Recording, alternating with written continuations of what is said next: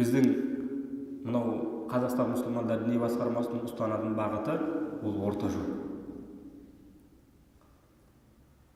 Орта жолда.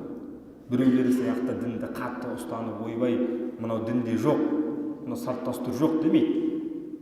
Және де кейбіреулері сияқты мынау салт дәстүріміз, мынау біздің дініміз деп баяғы жаңағы неге рухқа табыну, немесе пәлен басына барып түнеу, анаған барып қан шығару деген сияқтыларды да өзіне алмайды да.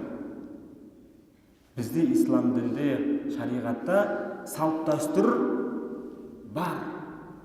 Дініміздің шеңберінен шықпаған болса, онда оны қабылдаймыз.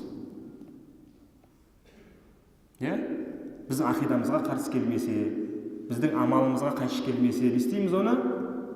Қабылдаймыз. Ол біздің салтымыз, дәстүріміз. Ал егерде біздің салтымызға қайшы келсе, біздің дінімізге қарсы келсе, жоқ. Көзмоншақ іліп қой, қызыл жалау іліп қой. Ол біздің салт шығар, дәстүр шығар, кейін келген шығар, шариғатқа қарсы ма? Тоқтатамыз. Шариғатқа қарсы емес па? Онда ол біздің салтымыз. Ал адасушы топтардың тағы бір мәселесі, біреуі мүлде жоққа шығарса, екіншісі барлығын дерлік біз ұстануымыз керек дейді. Тарих куә. Қазақтар айтамыз ғой, ислам дін ұстанды деп, ұстанды. Дінді үйренді. Бірақ та ислам келместен бұрын, немесе ислам келгеннен алдын осы келер кезде де қазақтарда да неше түрлі ағым болған ақиқат қой. Мәжусилік, отқа табынушылықтың әсері бар ма қазақтарда? Бар. Құсқа табынушылық бар ма? Көк тәңірге табынушылық бар ма? Бар.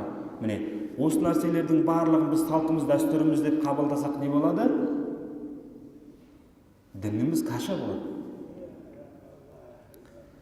Ал одан кейінгі біздің бет ашарымыз бар, басқа да салт дәстүрлеріміз бар. Ал егер де оның барлығын жоқ деп тәрк етсек, біздің қазақылығымыз да қалмай қалады. Сондықтан естуіміз керек, біз дінде, ханафи мазхабында Құран, сүннет, иджма, қиястан кейін осы салт дәстүр бар. Салтымыз, дәстүріміз біздің дінімізге, шариғатымызға, ақидамызға тұспа-тұс сай келген болатын болса қабылдаймыз.